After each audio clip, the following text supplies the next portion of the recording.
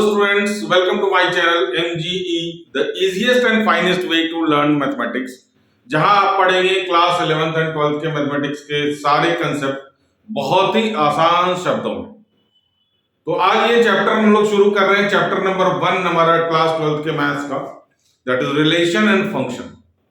तो हम लोग इस चैप्टर को स्टार्ट करने के लिए थोड़ा सा अपने इतिहास में जाना पड़ेगा। हमारे को इतिहास मतलब हमारा 11वीं, जो कि कुछ अच्छा नहीं रहा है, तो बिना उसके इतिहास को जाने हम अभी वर्तमान को नहीं पहचान पाएंगे। तो इसके लिए थोड़ा सा हम लोग को पीछे चलना पड़ेगा, क्योंकि जो 12th में है वो रिलेशन के टाइप से शुरू है, बट रिलेशन की शुरुआत, रिश्तेदारी बनाने की शुरुआत हमारी क्लास 11th में हो चुकी थी। तो सबसे पहले फटाफट जो बुक का डेफिनेशन है उसको हम लोग लिखते हैं, फिर पहले यहां तक पहुंचने की कोशिश करते हैं अपने अंडरस्टैंडिंग के थ्रू। ठीक है जी।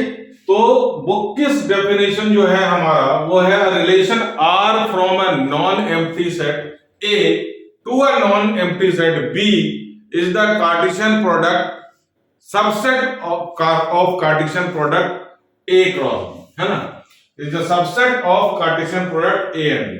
तो चलिए यहां पे सबसे पहले तो एक नाम आया हमारा रिलेशन, जिसको हम लोग डिफाइन करने की कोशिश कर रहे हैं। फिर दूसरा नाम आया नॉन एम्प्टी सेट ए, फिर ये दोबारा से रिपीट हुआ नॉन एम्प्टी सेट बी, और उसके बाद सबसेट एंड कार्टेशियन प्रोडक्ट। तो ये सारे नाम हमने 11th में सुन रखे थे, तो एक बार थोड़ा सा पहले इससे जान पहचान हम लोग बना लेते हैं। तो नॉन एम्प्टी सेट का मतलब होता है, नॉन एम्प्टी सेट मतलब कि उसके अंदर कोई ना कोई एलिमेंट है।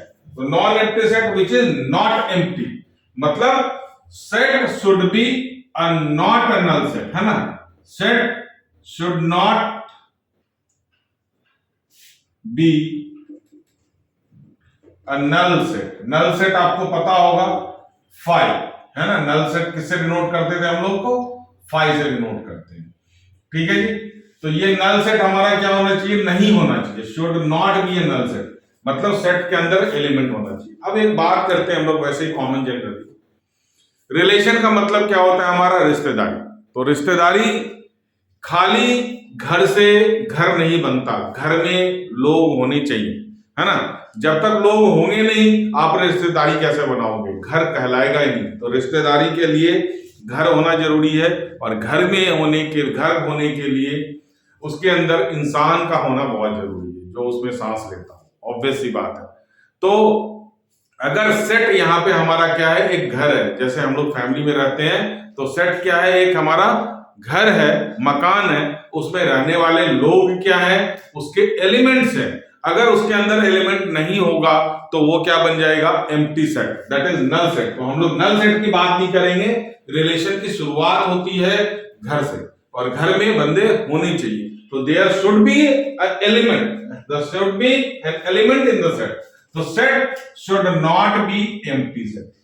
तो सेट का मतलब समझ में आ गया। नॉन एम्प्टी सेट का मतलब कि सेट खाली नहीं होना चाहिए, उसके अंदर कोई ना कोई एलिमेंट होना चाहिए।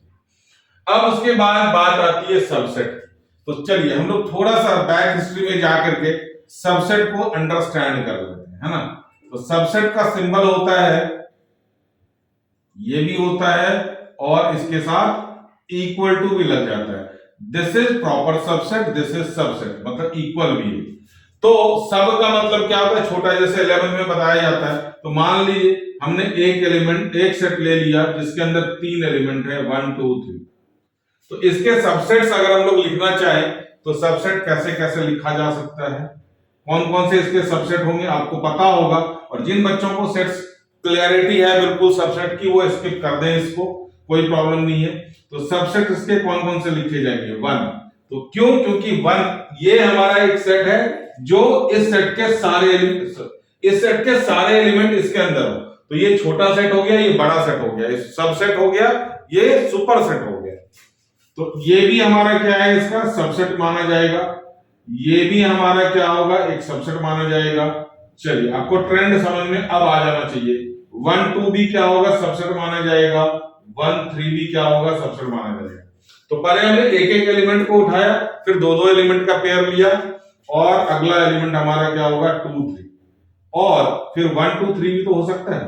तो ये इक्वल सेट भी होगा, सबसेट भी होगा। तो इसके लिए हमारे क्या है, अगर हम लोग इसको छोड़ करके सब में सिंबल यूज करेंगे तो ये वाला प्रॉपर सबसेट का होगा, अगर इसको यूज करना है तो इसके लिए हमारा इक्वल टू भी साइन लग जाएगा। क्लियर हो गया? चलिए, तो अब कितने सेट हो गए हमारे पास? 1 2 3 4 5 6 7, आठवां subset is your null set. ठीक है, इसके आगे ब्रैकेट नहीं लगेगा, अगर ब्रैकेट लगेगा तो नल सेट हमारा ऐसे भी लिखा जाता है, ब्रैकेट को खाली छोड़ दो। चलिए, ये तो याद होगा आपको नल सेट। तो ये हो गए हमारे सबसेट्स किसके? ए के। तो यहां से हमने इसको काउंट करना शुरू किया तो 8 सबसेट्स आर देयर। क्यों? क्योंकि अंदर ए के अंदर हमारा एलिमेंट क्या था? 3 था। तो obviously there is a relation between number of subsets and number of element in the set. तो नंबर ऑफ सबसेट का फॉर्मूला हमारा जो जाता है नंबर ऑफ सबसेट, है ना? ऑब्वियसली सबसेट किसी ना किसी का निकालते हैं हम लोग इस सेट का। तो 2 के पावर n, 2 के power n, where n is number of elements, n is number of elements of set A। जो भी हमारा सेट है उसका नंबर। तो ये पहला फॉर्मूला आपका लगा जो कि आपने 11th में पढ़ा होगा और उसको भूल भी गए होंगे। अगर नहीं भूले तो बहुत अच्छी बात है, अगर भूल गए तो हमारे को कोई दिक्कत नहीं, हम यहां से शुरू किया है हमने। तो सबसे पहले चीज हमने आपको सेट समझा दिया, नॉन एम्प्टी सेट समझा दिया कि नॉन एम्प्टी सेट हमारा क्या होता है, जिसके अंदर कोई ना कोई फैमिली मेंबर होगा, कोई ना कोई एलिमेंट होगा, और उसके बाद हमारा क्या होता है सबसेट का कंसेप्ट, जो कि आपके सामने है। नंबर ऑफ सबसेट हमने सीख लिया। अगर हमारे पास एक सेट में 4 एलिमेंट है, 1 2 3 4, तो how many subsets were there? तो नंबर ऑफ सबसेट्स क्या लगेगा इसका? Number of subsets is equal to 2 के पावर 4, दैट इज 16 सबसेट्स आते हैं। तो इस चीज की आपको जरूरत पड़ने वाली है। अदरवाइज यहां तक का हमारा सबसेट का कंसेप्ट ओके है। हम लोग चलिए इसको आप स्क्रीनशॉट लेना चाहे तो ले सकते हैं, हम लोग फिर आगे चलते हैं।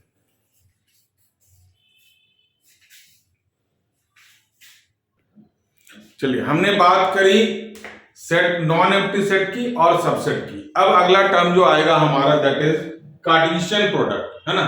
Cartesian product of sets. अब ये कार्टेशियन प्रोडक्ट ऑफ सेट्स भी आपने पढ़ा था, हम लोग इसको रिकैप कर लेते हैं। तो चलिए, यहां पे सेट्स की बात कर रहे हैं तो हम लोग 2 सेट एग्जांपल ले लेते हैं। सेट ए है हमारा 1 2 3 और सेट बी है हमारा a, b। तो हम लोग a क्रॉस b कैसे लिखने वाले हैं, ध्यान से देखना, बहुत सिंपल कंसेप्ट है। 1 पहले a के साथ क्रॉस होगा तो उसको लिखा जाएगा 1, a, फिर 1 किसके साथ? b के साथ, फिर 2 किसके साथ? a के साथ, 2b, 3a एंड 3b। ठीक है, तो ये हो गया हमारा कार्टेशियन प्रोडक्ट ऑफ सेट्स। अगर इसको उल्टा कर दे b क्रॉस a, तो पहले एलिमेंट किसके हो जाएंगे? पहले एलिमेंट हो जाएगा क्या हमारा? a1, फिर a2, फिर b1, फिर b2, फिर b3,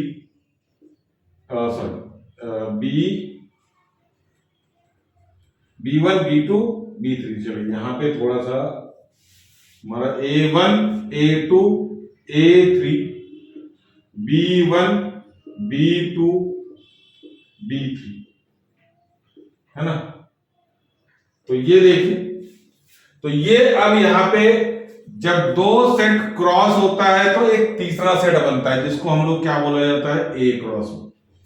तो a cross b is your new set which elements are in the specific form, it is known as ordered pair। ठीक है, तो कार्टेशियन प्रोडक्ट ऑफ सेट्स, है ना? तो set of Cartesian product of 2 set has its element in form of ordered pair. चलिए तो लिख लेते हैं इस चीज को। A set of Cartesian product, है ना? कार्टेशियन प्रोडक्ट ऑफ 2 सेट्स और या of sets has its element, आपको पता होगा कि इस सेट के अंदर जो भी चीजें आ गई वो सारे क्या कहलाते हैं, ये एलिमेंट कहलाते हैं। Has its element in form of ordered pair, ordered pair. अब ये एक चीज, नई चीज फिर सुनी आपने कि जो भी हमारा कार्टेशियन प्रोडक्ट का एलिमेंट होगा उसको क्या बोला जाएगा, ऑर्डर्ड पेयर। ये सारे क्या है, ऑर्डर्ड पेयर में। तो ए क्रॉस बी का ऑर्डर्ड पेयर क्या होगा, पहला एलिमेंट होगा हमारा ऑब्वियसली ए का, दूसरा एलिमेंट होगा बी का। अच्छा, बी क्रॉस ए में पहला एलिमेंट क्या बिलोंग करेगा किसको, हमारे को ए को, और दूसरा एलिमेंट बिलोंग करेगा किसको, सेट बी को। तो ये चीज समझ में आ गया आपको, ऑर्डर्ड पेयर। अब यहां पे number of elements, number of elements, इसमें आप काउंट करें नंबर ऑफ एलिमेंट्स आपको कितना मिल रहा है, 1 2 3 4 5 6। इसमें भी नंबर ऑफ एलिमेंट क्या मिलेगा, 1 2 3 4 5 6। ठीक है जी। तो अब यहां पे एक और फॉर्मूला आप लिखिए, फॉर्मूले को हमेशा मैं बॉक्स में बना के लिखूंगा ताकि आप नोट कर सकें। Number of elements in A cross B is equal to m into n, m into n, जहां पे क्या है, m number of elements, number of elements in set A and n is number of elements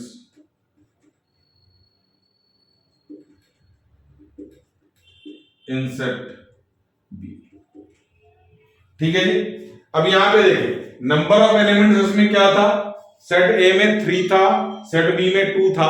तो obviously ए cross B में कितने elements होंगे, 2 into 3 या 3 into 2, कितना हो जाएगा, 6।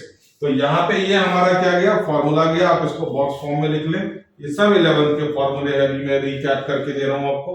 तो इसमें नंबर ऑफ एलिमेंट्स कितने बनेंगे, number of elements, number of elements in A cross B is equal to 3 into 2, that is 6। अब ध्यान से सुनिए, relation is the subset of A cross B। आप बिल्कुल सिंपल लैंग्वेज में मैंने आपको सिंबल में लिख करके दिया है कि what is relation, is subset of A cross B। तो A क्रॉस B के जो सबसेट होंगे वही रिलेशन कहलाएंगे। अब ध्यान से सुने, ए क्रॉस बी के सबसेट जो भी होंगे वो रिलेशन कहलाएंगे फ्रॉम ए टू बी का। तो सवाल पैदा होता है कि क्या आपको ए क्रॉस बी के सबसेट्स लिखने आते हैं क्या। तो ए क्रॉस बी के सबसेट्स के लिए पहले हम लोग ए क्रॉस बी पे जाएंगे। How many elements, 1 2 3 4 5 6। तो कितने सबसेट्स पॉसिबल है, चलिए अभी पिछला formula, number of subset in A cross B. अभी अभी आपने फॉर्मूला सीखा नंबर ऑफ सबसेट का। क्या सीखा, number of subset is equal to, पीछे देखिए formula, number of subset is equal to 2 के power n, where n is the number of elements, where n is the number of elements in the set A। तो अब यहां पे A cross B में जो subset बनेगा 2 के power number of elements बनेगा, number of elements.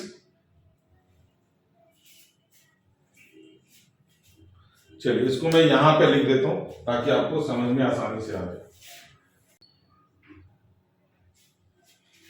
A cross in A cross B is equal to 2 के power number of elements in A cross B। ध्यान से देखें आप क्या लिखा हुआ है, number of elements in A cross B। A cross B मैंने क्या आपको बना के दिया, number of elements in A cross B। आप फॉर्मूले में सिंबल के ऊपर ना जाए, नहीं तो परेशानी होगी, है ना। n क्या है, n क्या है। अब यहाँ पे नंबर ऑफ सबसेट्स है 2 के पावर n, अब यहाँ पे number of subset in A cross B. अब ए क्रॉस बी में एलिमेंट कितने हैं? ऑब्वियसली टू के सॉरी एलिमेंट्स हैं। तो यहाँ पे अब हमारा फॉर्मूला क्या बन जाएगा कि 2 के पावर, यहाँ पे देखिए ए क्रॉस बी में कितने एलिमेंट है? 6 है ना। तो ये 6 एलिमेंट हो गया, 2 के पावर 6। तो 2 के पावर 6 कितना होता है? तो ये हमारा 16 टू 32 दैट इज 64। तो 64 subsets are possible in A cross B. समझ रहे हैं? तो यहां के आप 2 के पावर n क्या है sir? Number of elements in B है। यहां पे देखो, यहां पे क्या लिखा है? n is number of elements in B. तो आप ऐसे मत परेशान हो, आप फॉर्मूले को क्लियर करो कि आपका जो नंबर ऑफ सबसेट निकाल रहे हो उसका सेट कौन सा है। आप से ध्यान से सुनो, आप जो नंबर ऑफ सेट्स निकाल रहे हो, सबसेट्स निकाल रहे हो, वो कौन से निकाल रहे हो? अगर सेट ए है तो number of subset will be 2 power n। अगर वो सेट बी है तो number of set will be 2 के पावर n। अगर वो सेट ए क्रॉस बी है तो number of elements will be 2 power n into n। क्या आएगा यहां पे? 2 के power n। Number of subset क्या बन गया formula? Number of subsets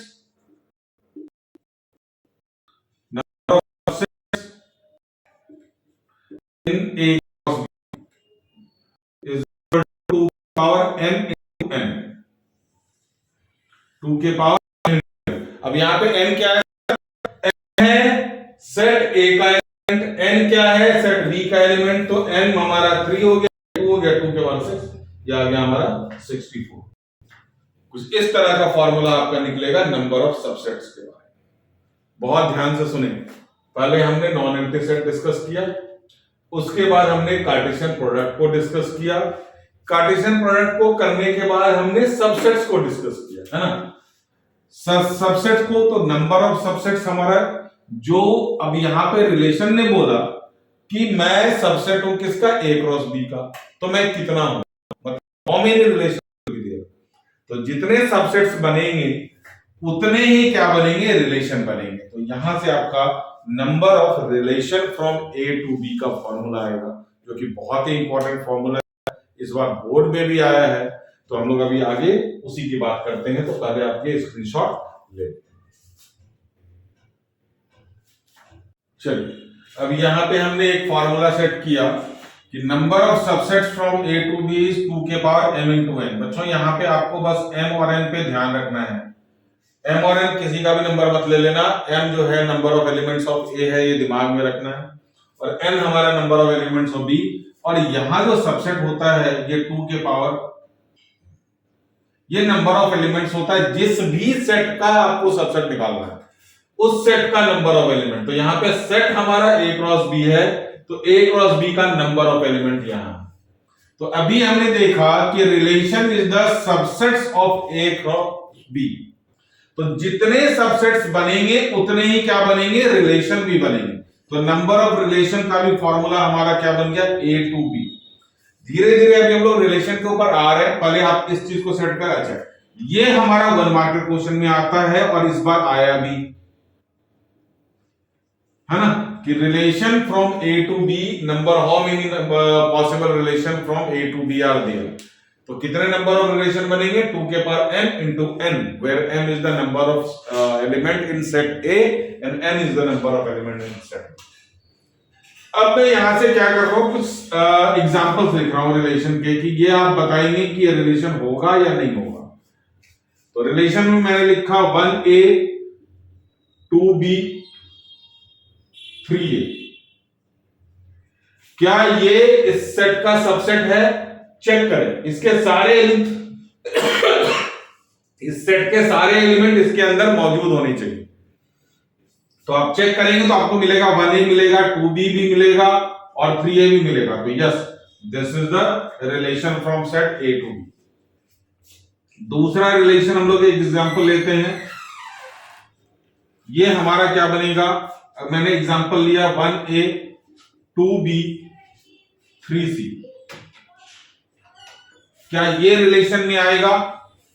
R2 में चेक करें, 1a इसमें है, 2b इसमें है, 3c नहीं है।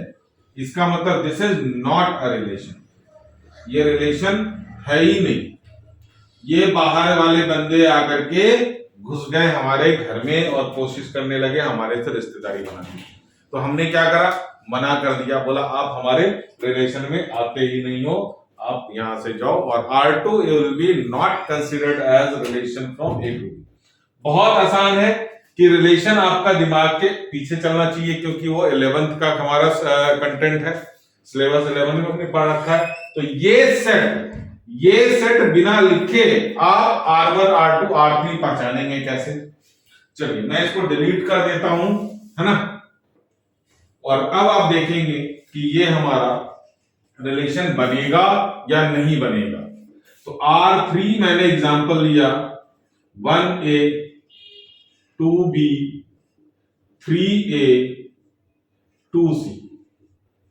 अब चेक करके देखें, यहां पे अब आपके दिमाग में ये A क्रॉस B मैंने नहीं लिखा है। अब यहां से चेक करके देखें आप कि 1A बन सकता है, हाँ जी है, 2B है, 3A भी बनेगा, 2C नहीं बनेगा। तो this is not a relation. तो ये आपको A क्रॉस B लिखने की जरूरत नहीं है, बगैर आप सेट A और सेट B को देख करके आप ये बता सकते हैं कि ये रिलेशन में है या नहीं। ठीक है, तो ये चीज आपको क्लियर होनी चाहिए कि ये रिलेशन में होगा या नहीं होगा। तो ये मैंने कुछ एग्जांपल्स आपको रिलेशन से निकाल करके दिए हैं, आप चाहे तो इसका स्क्रीनशॉट ले सकते हैं। फिर हम लोग आगे चलते हैं, मैपिंग के थ्रू समझेंगे कि कैसे हमारा मैपिंग में, क्योंकि ये मैपिंग इसलिए भी इंपॉर्टेंट है क्योंकि आगे फंक्शन में बहुत जरूरी होता है मैपिंग। तो हम लोग मैपिंग के कंसेप्ट से सीखेंगे रिलेशन, उसका domain, range and codomain. Screenshot ले सकते। चलिए ये मैंने एक मैपिंग लिया है, this is your set A, this is your set B, है ना। सेट ए में 4 एलिमेंट है, सेट बी में 5 एलिमेंट है। How many elements will be in A cross B? Sir 5 into 4 या 4 into 5, that is 20 elements. And how many subsets? 2 के power 20 subsets. And how many relations? 2 के power 20 relation, है ना। तो ये हमारा बन गया। अब इसको हम लोग एरो डायग्राम से देखेंगे कि ये R1 जो बनेगा, ये R1 हमारा क्या क्या बनेगा। 1 किसके साथ लिंक है? 1C। 2 किसके साथ है? 2A। 3 किसके साथ है? 3D। 4 किसके साथ है? E के साथ। ये बन गया, दिस इज योर रिलेशन। हाँ, इसके देखें पहले वाले एलिमेंट सारे इसमें से आने चाहिए, दूसरे वाले सारे एलिमेंट क्या आने चाहिए? सेट B में से आने चाहिए। ये चीज क्लियर है। सेट A से हमारा पहला वाला, इसके सारे ऑर्डर्ड पेयर के first element will be from set A and second element will be from set B। तो अब ये रिलेशन है, इसका रिलेशन का डोमेन हम लिखने जा रहे हैं, ध्यान से देखना। तो डोमेन जो होता है वो पहले सेट के एलिमेंट से आता है। तो यहां पे डोमेन 1 2 3 4, राइट, 1 2 3 4। अच्छा, दूसरा टर्म इसका रेंज। रेंज इसी रिलेशन से हम क्या करते हैं, रेंज सेकंड वाला term C A D E। Sir इसमें B नहीं है, बिल्कुल नहीं है। जब भी डोमेन और रेंज देखने की बात आती है, हम इस सेट को नहीं देखेंगे, हम इस सेट को नहीं देखेंगे, हमें रिलेशन को देखना पड़ेगा कि रिलेशन में सर इसमें तो सारे एलिमेंट है, इत्तेफाक की बात है। अभी और एग्जांपल होगा तो उससे ज्यादा क्लैरिटी होगी। तो अब यहां से कभी मत ये कंफ्यूज हो जाना कि domain is equal to set A, ना, ये नहीं हो सकता। आप यहां से क्या कंक्लूड करेंगे? Domain is not equal to set A, ठीक है। Range is not equal to set B, ध्यान से देखो, ठीक है। बट एक और टर्म आता है कोडोमेन। 11th में आपने सीखा होगा, मैं जस्ट रिकैप करके दे रहा हूं आपको। Codomain is equal to set B. Codomain fix होता है, कोडोमेन फिक्स्ड होता है। डोमेन एंड रेंज वेरी करता है from relation to relation, it vary from relation to relation. जितने रिलेशन होंगे उतने तरह के डोमेन एंड रेंज होंगे, रिलेशन टू रिलेशन। ठीक है, तो domain is not equal to set A, but आप कह सकते हैं कि domain is subset of A. ये सब 1 मार्कर क्वेश्चन में आ सकता है। Domain is subset of set A. उसी तरह से range is subset of set B. Range is subset of set B. थोड़ा सा क्लैरिटी बना करके आप लोग लिखें तो आपको ज्यादा फायदा होगा। तो अब यहां से हमें क्या समझ में आ गया? Domain is the first element of the ordered pair of the relation. Range is the all set of second element of the relation, मतलब ordered pair of the relation. Domain और रेंज कभी भी इस सेट में equal नहीं हो सकता है। However, जब हम लोग फंक्शन पढ़ेंगे तो फंक्शन में थोड़ा सा कंफ्यूजन होता है कि डोमेन जो होता है वो आपका सेट ए होता है। डोमेन हमेशा क्या होगा? सेट ए। किसमें? फंक्शन में। अभी मैं उसके बारे में डिस्कस नहीं करूंगा, नहीं तो बेकार में कंफ्यूजन क्रिएट होगी। ठीक है, तो बिल्कुल क्लियर करें। नंबर 1, डोमेन फर्स्ट एलिमेंट होता है तो it is not equal to set A. Set A के सारे एलिमेंट्स नहीं आ सकते। आ गए हैं, चांस की बात है। Range is not equal to set B, यहां पे है भी नहीं। यहां पे क्या है? ये रिलेशन से रिलेशन क्या करता है? वेरी करता है। और कोडोमेन जो होता है वो फिक्स्ड होता है। पूरा का पूरा सेट बी उठा करके कोडोमेन, अगर मैं इस रिलेशन का कोडोमेन लिखूं तो इस पर्टिकुलर गिवन सेट में कोडोमेन हमेशा क्या होगा? सेट बी होगा और वो फिक्स होता है। तो कोडोमेन यहां पे क्या आने वाला है? पूरा सेट बी उठा करके आप यहां पे कॉपी पेस्ट कर सकते हैं। A, B, C, D and E. This is your code।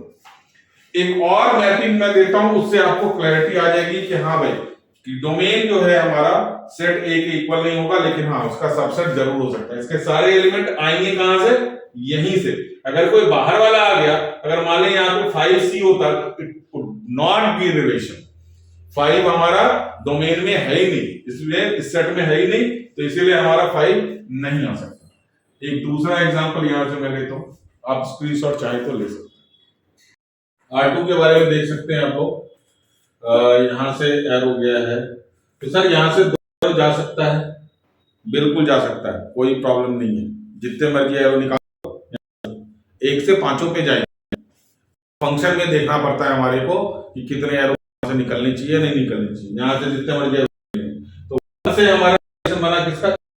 1 से E का रिलेशन हो सकता है, 2 B है, 2 C है, ये सारे सबसेट्स हैं। 3 D है, 4 का कोई रिश्तेदार इसमें है नहीं, 4 का रिश्तेदार कोई यहां पे है नहीं। तो यहां पे अब इसका डोमेन, तो इसका जब डोमेन देखेंगे तो हमारा क्या आ रहा है? यहां से 1 1 2 2 3, तो डोमेन क्या बन गया? 2 3, क्योंकि रिपीट नहीं कर सकते। अगेन अब यहां पे देखें, मिल गया हमारे को कि domain is not equal to set A, but domain is subset of.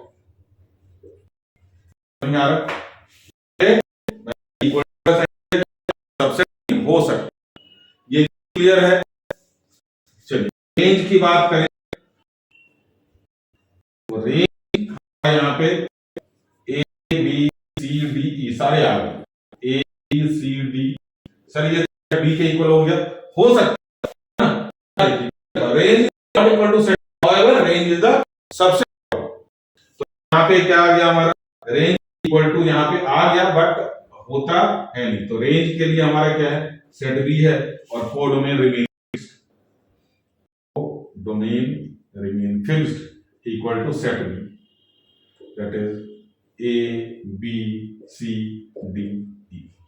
तो यहां पे कोडोमेन और इत्तेफाक की बात सेम हो गया, जैसे कि इस वाले रिलेशन में डोमेन और सेट ए इक्वल था। डोमेन और सेट ए यहां भी क्या था? इक्वल था। इत्तेफाक की बात है, कौन किससे क्या रिलेशन बना के चल। तो ये चीज आपको क्लैरिटी देता है domain, range and codomain of the relation. Relation का डेफिनेशन भी आज हमने सीखा और उसके क्या क्या हो सकते हैं, number of relation, number of subset. तो ये सारा हमारा पीछे का टॉपिक था। तो यहां तक का टॉपिक आपका जो है पूरी तरह से क्लास 11th है। तो ये 11th के बच्चे भी इसको देख ले तो उनको भी ज्यादा क्लैरिटी हो जाएगी, बट इतना ज्यादा कंसर्न होते नहीं है कि 11th में कि हाँ भाई हमने रिलेशन फंक्शन को डिटेल में करके जाना है। ट्वेल्थ में इसका काम होता है, इसलिए हम लोग ट्वेल्थ में इसको ज्यादा सीरियसली लेते हैं। तो आप इसके चलिए, इस वीडियो में हमने रिलेशन का इंट्रोडक्शन ऑलरेडी ले लिया। क्या होता है रिलेशन, क्या होता है डोमेन, क्या होता है कोडोमेन, क्या होता है रेंज और क्या होता है नंबर ऑफ रिलेशन। अब हमारा नेक्स्ट वीडियो में जो है टाइप्स ऑफ रिलेशन के ऊपर हम लोग चलेंगे, reflexive, symmetric, transitive and equivalence relation. तो आज के लिए इतना।